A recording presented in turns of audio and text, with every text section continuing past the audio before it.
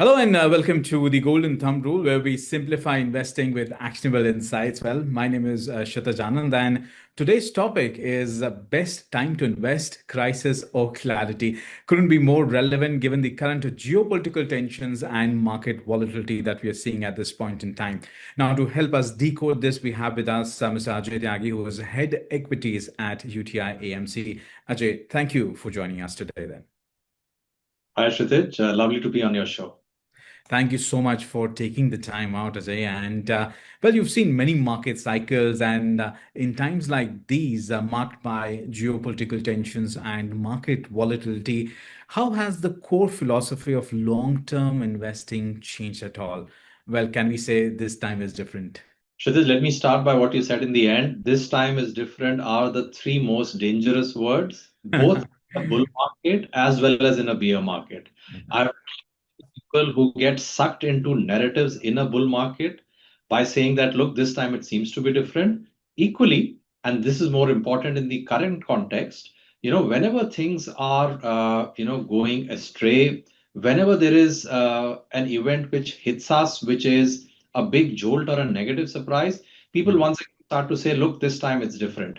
Let's not go too far back in history. Let's go back to the COVID period. I Right. sincerely thought that it was a very, very different kind of a jolt that all of us got. But look what happened within a few months. So I think to answer your question, the rules of investing haven't changed. Whenever markets actually see a big crack, it is, to my mind, always a good opportunity, at least to continue with your disciplined SIPs and investing. By saying this time is different and heavens have fallen down and things will just bad, for years together is always a very costly thing to say and a big damage to your portfolio. Yeah. Absolutely. And yes, many of the new investors might be, I'm sure going through it for the first time because for someone who's joined markets after the COVID period, I think this is something which they've witnessed it for the first time. You're a veteran in that. You've seen many market cycles, but are certain times actually the best time to start investing, or should investors sort of wait for clarity? What does history tell us about wealth creation during periods of crisis or uncertainty, especially for the Gen Z people? Now that we are asking that a lot of people have joined in post-COVID, and this is one of the first market cycles that they've seen. Absolutely true, Kshitij. I mean, the new generation really hasn't seen a big correction or a prolonged correction, so to speak. So let me start by quoting John Templeton. Bull markets are born on pessimism. They thrive on skepticism. They mature on optimism, and then they fall or crash on euphoria. And I would say that in my entire 26 years, I haven't seen anything which works any different from what he basically said about market cycles. Of course, he spoke about the bull markets, but you can exactly inverse it and talk about the bear markets. So, yes, to your question, is there a perfect time to invest? If at all, I would say the perfect time to invest is always when there is blood on the streets, because it means that the of the next bull markets are just being sown right there. So, I'm not saying that there is massive pessimism today. We may not be at a point of maximum pessimism, but we are really at a point where people are doubtful about where the markets are headed. Some amount of correction has already happened.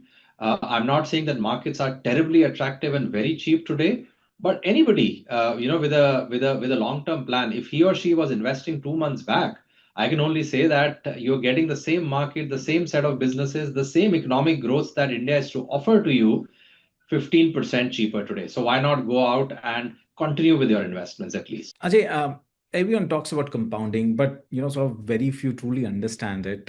How would you explain its real power in today's context, and what's the biggest thumb rule investors break that destroys compounding?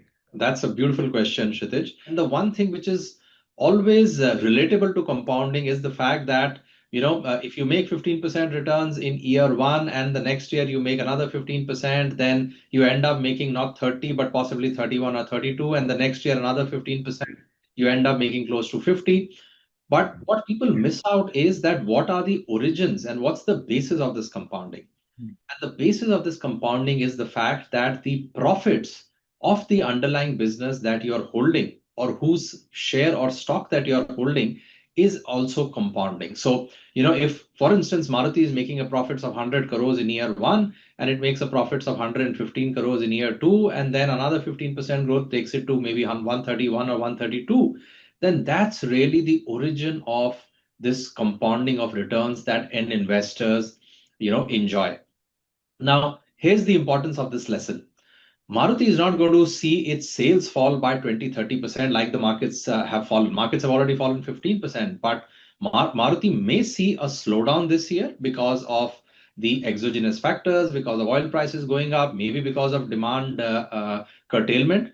But maybe the growth, which used to be around 13-14%, could just fall down to 7-8%. It won't certainly go down 15%.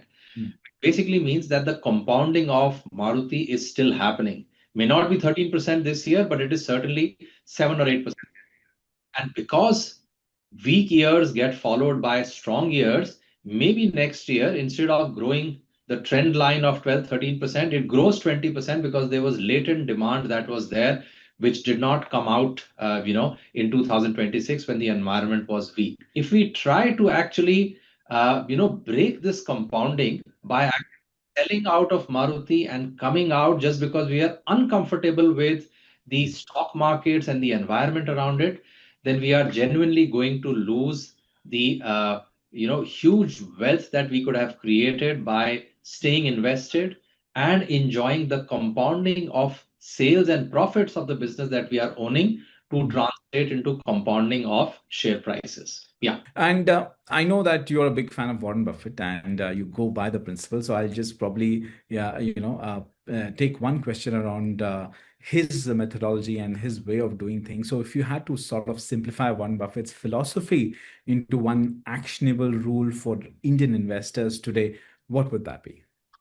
In today's environment, what I can really guide our investors to is the fact that, he always talks about being an owner of the business, not actually being just a shareholder, not Mm. just looking at oneself as owning stocks, but actually going deep inside and feeling the potential of the business that that stock represents, and, considering oneself as the owner of that business. So if I were to, put one of his one-liners on this subject, I would say that he always says, and that's the advice I'll give to your investors today, that try and be an owner of a good business, elongate the length of time that you can remain associated with that business, so that you can create wealth that you could have never imagined. Absolutely. And in fact, there's another topic which is often ignored, and because we all are humans and we all have biases. So, what is thumb rule to control emotions when markets are falling sharply?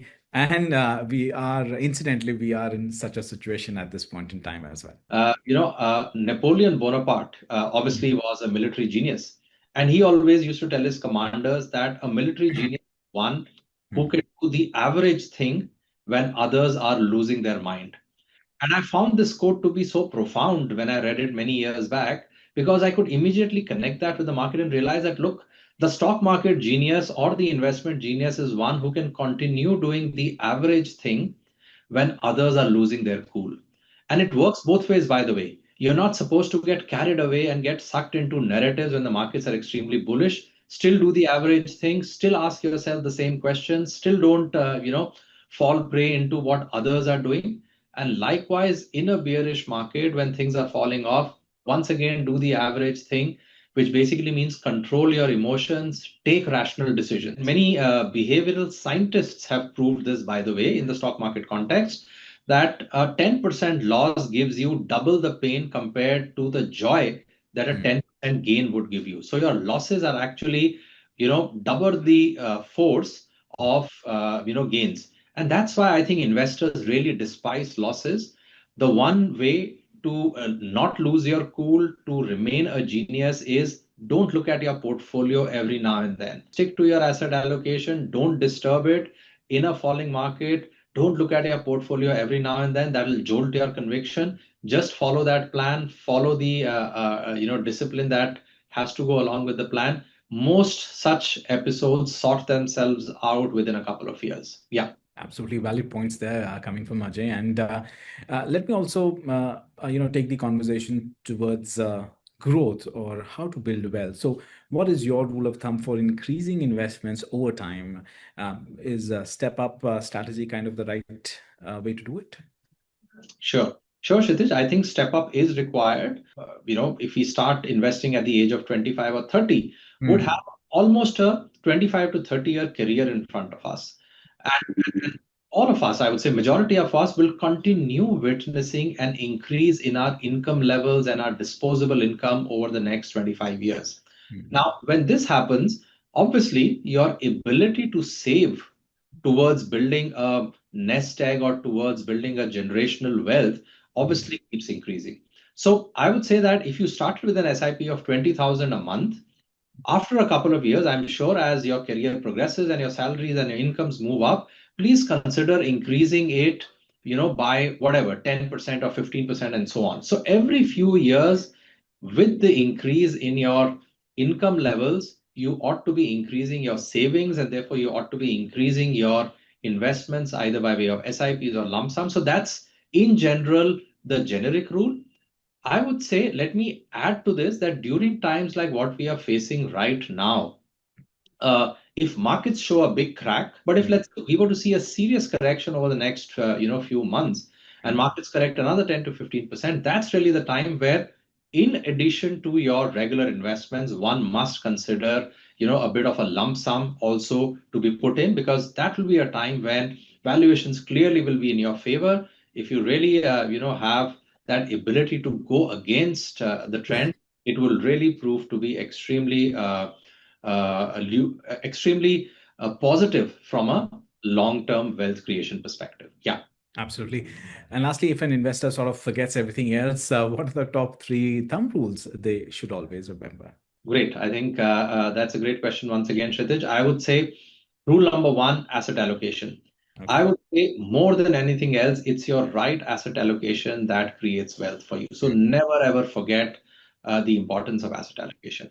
But Absolutely. look, that asset allocation plan, Mhm. as we all know that the real thing lies in executing the plan. We all can make plans, but if we can't execute them, then that exercise is futile. So rule number two is execute that with amazing amount of discipline, which basically goes back to my reply to many of your previous questions, where we said that okay, have a plan but also execute it. Don't get either too excited at certain times or don't get too afraid of market volatility at certain other times.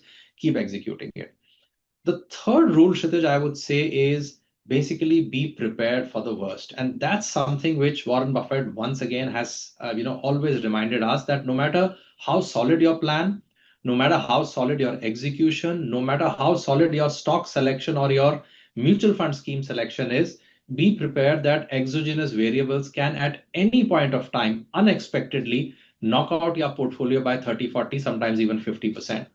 And why it's important to keep this in mind is that this is normal behavior of stock markets. Don't think that you've been trapped into once in a lifetime kind of event which has brought your wealth down by 50% and you've lost everything before you lose some more, let's eject and let's come out. That's absolutely wrong behavior. Many investment professionals who've been in the markets for 40, 50 years have kept reminding us that this is par for the course. Every few years, the markets can go through a unexpected event which can bring it down by 30, 40%. Don't get afraid of it. Markets, if your plan is right, if you're executing it well, you will more or less sooner rather than later see that within a few years you're back in shape. Absolutely. Well, on that note, Ajay, thank you so much for sharing those insights. And the strategies are simple, powerful, and timeless, like you mentioned. And to all listeners, remember, wealth is not built overnight. It's built through discipline, patience, and following the right thumb rules. Well, this is Shatajanand, and you're listening to the Golden Thumb Rules. Stay invested, stay disciplined. Thank you so much, Ajay, for taking the time out there. Pleasure.